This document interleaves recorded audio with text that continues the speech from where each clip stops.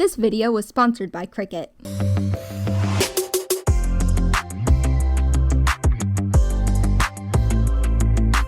Hey guys, it's Megan, and today I'm back to show you even more ways to use your Cricut cutting machine.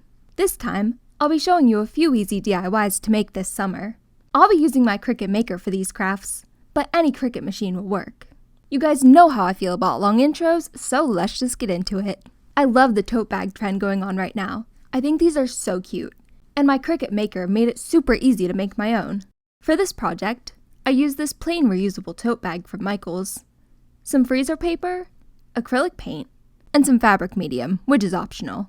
To design my tote bag, I went into Cricut Design Space, clicked Shapes, Square, and made it the size of my tote bag. Which, side note, definitely take your own measurements and don't rely on the packaging. My packaging said that it was 13.5 by 13.5 inches, but each side of the bag was actually about like 17 by 10 inches, so I had to redo it.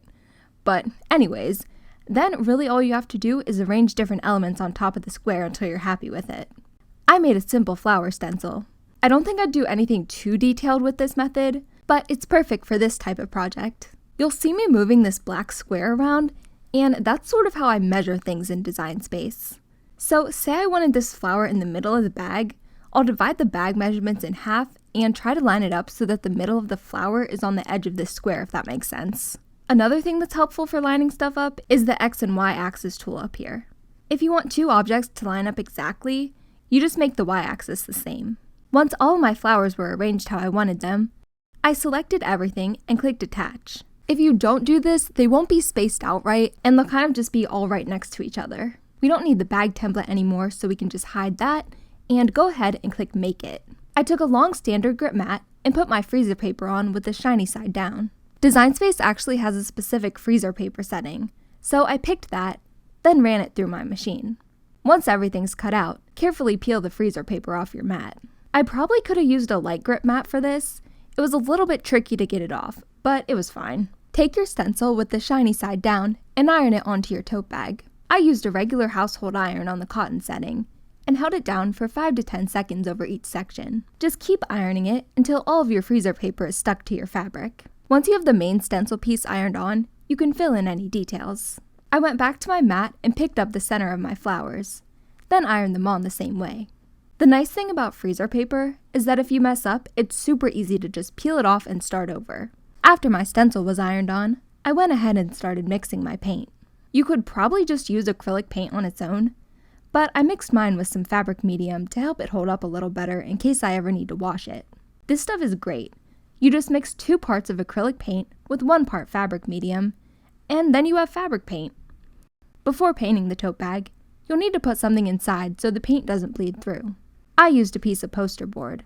To fill in the stencil, take a sponge brush and dab the paint on like this. This will make sure that the paint doesn't accidentally get under the stencil. Definitely be careful around the edges though. I clearly wasn't, but it's fine. We're just gonna say that it has character. I kind of just did a bunch of random colors and hoped for the best. I didn't really have a specific color scheme in mind. The freezer paper method is nice if you want a specific color that you can't find in vinyl. Or if you want to do something like this with a whole bunch of different colors. Let the paint dry, then peel off the stencil. I was actually super impressed with how this turned out. None of the paint got under the stencil at all, and it gave the flowers super clean edges. I used the leftover paint to fill the center of each flower. Again, this was super random, but I did try to make sure that the colors were like evenly spread out, if that makes sense. Anyways, I let that dry, then heat set the paint using an iron. Just follow the instructions on whatever paint or fabric medium that you use. And that was it.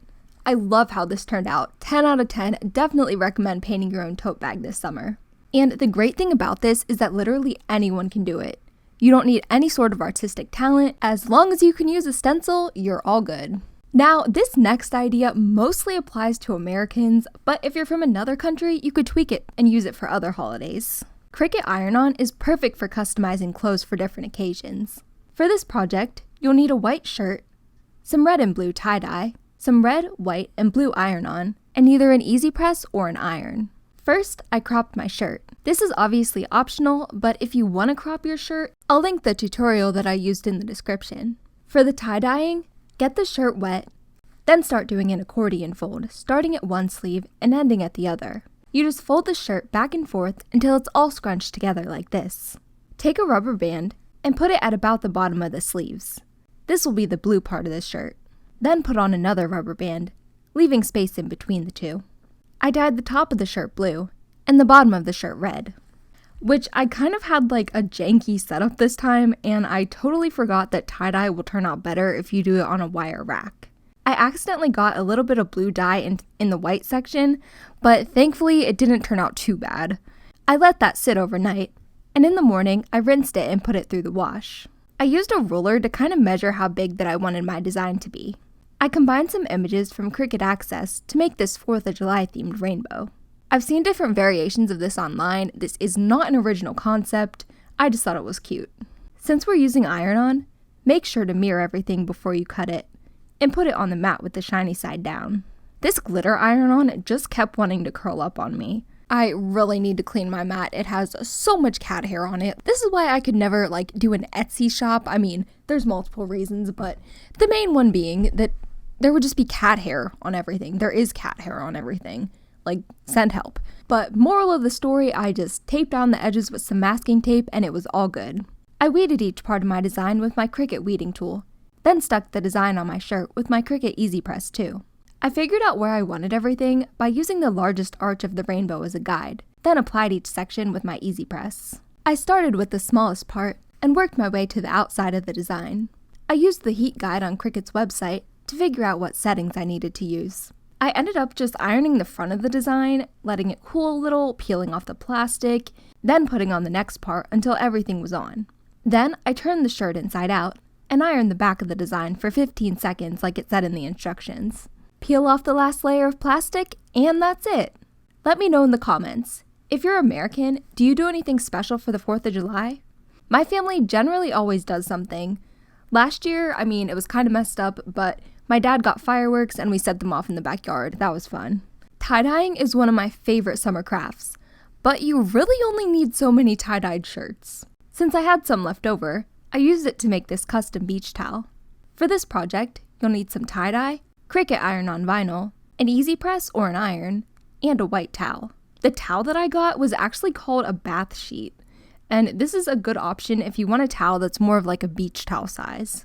First, tie-dye your towel however you want. I did the scrunch tie-dye method, so I started with a wet towel and scrunched it up by picking up small sections and bunching them together. Then I took some rubber bands and put them randomly all over the towel.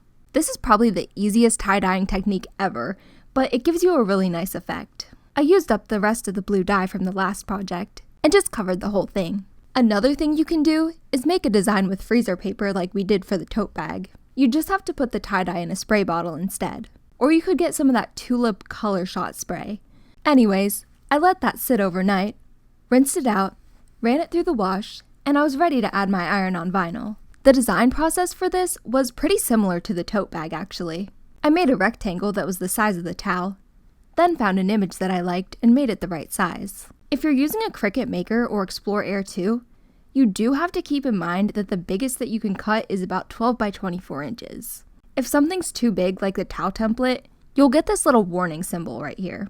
We're not cutting that part though, so just hide it, click Make It, and mirror your design. I used some foil iron-on and some glitter iron-on for this project. My design was a little less than 12 by 24 inches, so I used my 12 by 24 StandardGrip Mat. Now, as you can see, this design was super simple, but it left me with a lot of wasted space. So before I weeded my design, I cut off a good bit of that extra iron-on to use for future projects. To add the design to my towel, again I used my EasyPress too. Since this was a bigger design, I had to iron it in sections, and since there are two parts to this design, I only ironed the front of the glitter iron-on before I peeled off the plastic. Then I added my foil iron-on, again ironing it in sections. Then I flipped it over and ironed the back of the whole design. Peel off the plastic and you're done. I'm obsessed with how this towel turned out, and I know that I'll get a lot of use out of it this summer. So that was everything for this video. Make sure to let me know which project was your favorite down below. Again, thank you so much to Cricut for sponsoring this video. If you liked it, make sure to give it a thumbs up and subscribe for more videos just like this one. My merch, my website, and all of my social media will be linked down below. I love you guys so much, and I will see you guys later. Bye!